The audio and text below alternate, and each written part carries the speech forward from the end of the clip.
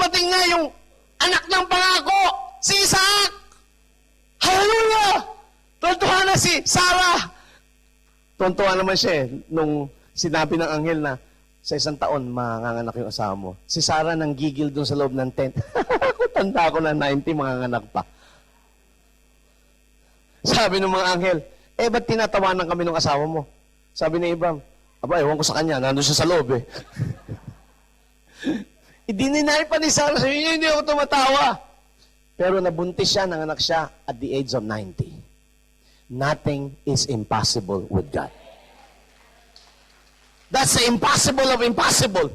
Today, they can have mothers na nag-menopause na at the age of 60 by scientific aid called in vitro fertilization. They can do that. But they have not had anybody at the age of 90 giving birth to a child. Hallelujah. Hindi pa nila kayang talunin ng mga milagro ng Diyos hanggang ngayon. Amen? Kung meron na silang mga ahas, kakainin ng mas malaking ahas natin. That's what we see in the Old Testament.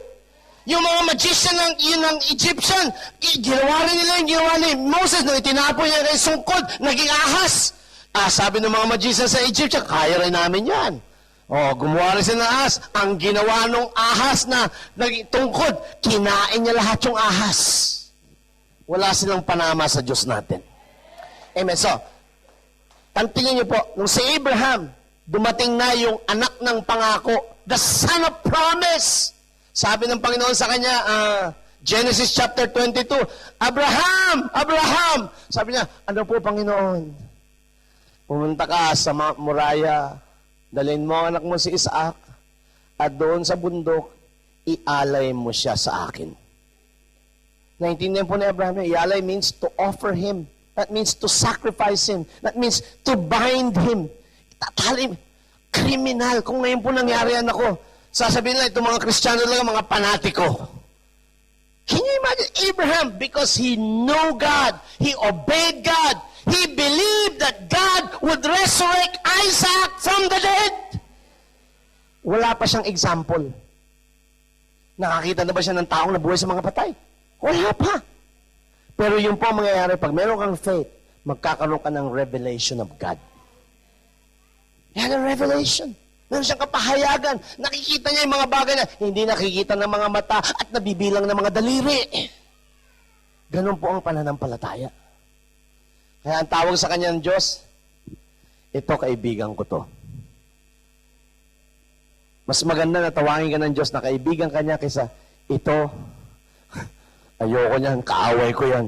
Hindi yan naniniwala sa akin. Pero ano po ang dapat nating paniwalaan? So, you see the descriptions of faith sa Bible po. Ang Hebrews 11 na binasa ko sa inyo is the Hall of Fame of Faith. Ito po mga tao na ito, they made it in the record. Why? Not because they're handsome, not because they have lots of money in the bank, not because they have great titles and they're famous because of their educational attainment. No! They had one thing in common. In Hebrews 11, all of these men and women believed and trusted in the God that they cannot see. They believe in His promises.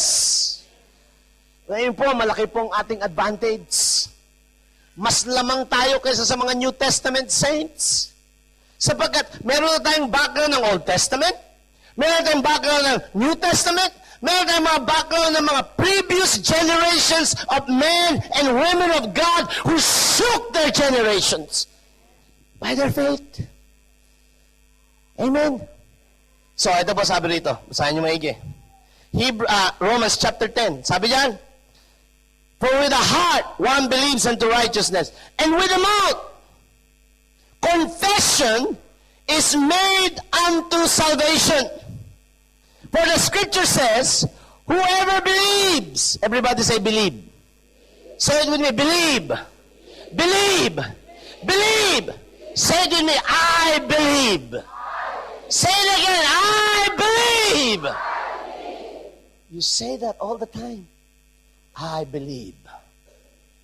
Whoever believes on Him will not be put to shame. Hindi ka raw mapapahiya. Hindi ka maging kahihiya-hiya kung ikaw ay maniniwala sa Kanya. For there is no distinction. Wala daw pagkakaiba between Jew and Greek. For the same Lord over all is rich. Mayaman daw ang Diyos. Makapangyarihan siya to all who call upon Him.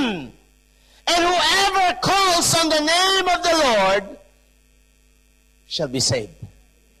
So, ituturo ko po sa inyo bakit ang mga tao kung minsan nagsisimba na ng matagal, they don't have a breakthrough in their faith. Bakit? Kasi po, ang faith is the act of trusting God. Right?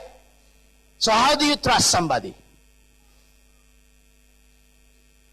When you receive a word, a promise from them. Kaya po sabi ng Bible, you will grow in your faith if the Word of God grows inside of you. The more promises that you receive, you believe, and that you live out, the more your faith will grow. Kaya po itong walk of faith is a walk of life. Hindi po ito natatapos pagkatapos tumanggap kayo sa Panginoon bilang inyong sariling tagapagligtas at Panginoon. Yun lang po ang pasimula. Sabi mo sa katabi mo, pasimula.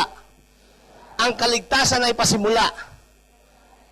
Pero importante, pag hindi ka pa ligtas, hindi ka pa nagsisimula. So, kailangan magsimula ka sa simula. Ang simula ay manampalataya ka at manalig ka na si Jesus lamang ang iyong tanging at totoong tagapagligtas. Wala nang iba at wala nang ibang gitna. Maliwanag po ba? Doon niyo po mararanasan ang tunay na kaligtasan pag ang inyong buong pananalig at inyong pagtitiwala para sa kapatawaran ng inyong mga kasalanan at para sa lahat ng inyong pagkakamali at lahat ng mga bagay na naghahadlang sa inyo para maging related, maging kaugnay kayo ng Ama sa Diyos ay si Yesu Kristo lamang. Wala nang iba. Hindi yata kayo naniniwala eh. Ang hina nung amen. Alam niyo po kung bakit ko idinidiin ito? Marami pa rin Kristiyano na naniniwala dahil sa sarili nilang kalakasan, kagwapuhan, at sa kanilang paggawa ng mabuting gawa na sila ay maliligtas at tatanggapin sa harapan ng Diyos. Hindi po mangyayari yun. Dahil po, isa lamang po ang nagsabi dun sa krus ng Kalbaryo, it is finished. Alam niyo po ba yun ang kakaiba ni Jesus? Bago daw mamatay si Buddha, ang sabi ni Buddha, do more. Kasi ang salvation ng mga Buddhists, by works. Kasi pag hindi ka naging mabuti ngayong panahon na ito, baka sa susunod na buhay, naniniwala sa reincarnation, magiging ipis ka. Kaya kung magiging mabuti ka, baka ma-promote ka from being an ipis, daga ka na next year. Anong klaseng theology, no? Oh, nung si Muhammad naman, alam niyo po ba si Muhammad, ang nagsulat ng Quran, supposedly, binigyan ng revelation ng mga anghel sa kanya, basahin niyo po yung Quran, hindi ko pa rin nababasa completely, no? Nabasa ko lang yung mga ibang bagay. Pero isang bagay na sinasabi po sa Quran na isinulat ni Muhammad mismo. Sabi niya, I am not sure whether I will make it to paradise. Pero itinuturo nila, pag ikaw nagpakamatay, suicide bomber ka, ang magiging gantimpala ng mga lalaki. 70 mga babaeng hindi pa nakikipagtalik miski na kanino. Very, sa kanya, very fleshly and very sexual. Eh, paano yung mga babae? Ano reward nila? 70 virgin men? Wala. Kaya, sabi ni Muhammad, hindi ako sigurado. Sabi ni Jesus, tapos na. What a difference! Sabi niya, it's finished! Kaya, sana, miski kailan, huwag kayong magtitiwala sa inyong sariling kalakasan.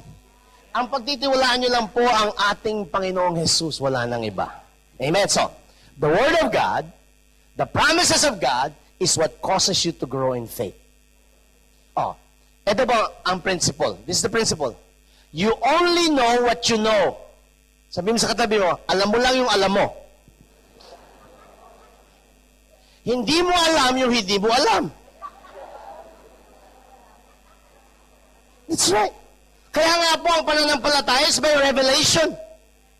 And of course, it has to come to you. That's why it says, faith then comes by hearing, external. You hear. Papasok. And hearing, you have to hear the right thing. You have to hear the Word of God. See, bakit po maraming tao napupunta sa church? Alam ko po, ako rin nagpunta ako sa church dahil tinakot ako mapunta sa impyerno.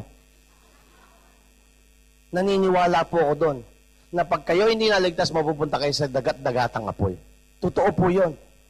Pero hindi po yun ang ugat at pundasyon ng pananampalataya. Paano kang magtitiwala sa isang tao na kinatatakutan mo? Paano ka magtitiwala sa Diyos na lubha kang natatakot? Hindi sa isang healthy na takot tulad ng isang anak na natatakot sa tatay niya kasi pipingon, Brother June ang pilyo mo. Something like that. Alright? Hindi. Healthy yun na magkaroon ng galang yung anak ko sa akin. Iba yung fear of the Lord that brings, a holy respect for God. That's important. Pero, in the long run, sa katagalan, ang pamilya nabubuo dahil yung mga anak mayroong pagtitiwala sa kanilang ama at kanilang ina. Bakit sila natitiwala sa kanilang ama at ina? Dahil yung mga pangako at mga sinasabi ng kanilang ama at ina natutupad. Ganun din po sa iglesia. Sipin niyo po kung kami nilang pastor, magsisinungaling kami. Sabihin nyo, kami mga lalaki at mga babae ng Diyos, pero sinungaling kami. Hindi na po kami pagtitiwalaan. The church is based on the foundation of faith. Because it's also based on the foundation of the faith that we have in the promises of God. So, kailangan po lumakas yung pananampalataya nyo, hindi dahil kayo natatakot sa Diyos, kundi dahil kayo ay naibig sa Diyos. Sabihin mo sa katabi mo, naibig ako sa Diyos. Hindi ba? Ang makikita na natin dito kay Kay at kay Julius. Habang sila'y nag-iibigan, lalo silang magtitiwala sa isa't isa. Pero once, ang hirap pong ibalik ng tiwala, miski sa lupa, miski sa kapwa-tao, pero pwede po nating ma-overcome through forgiveness. Kasi kung meron po hindi na dapat pagtiwalaan ng Diyos, sino hindi dapat pagtiwalaan ng Diyos? Tayong lahat. How many times have I broken your heart? Still you forgive me. If only I ask. Pero kung minsan may mga tao, nagkasala yung mga kapatid sa church, ayaw nang tingnan. Mga kapatid na ganyan, magsisi na kayo.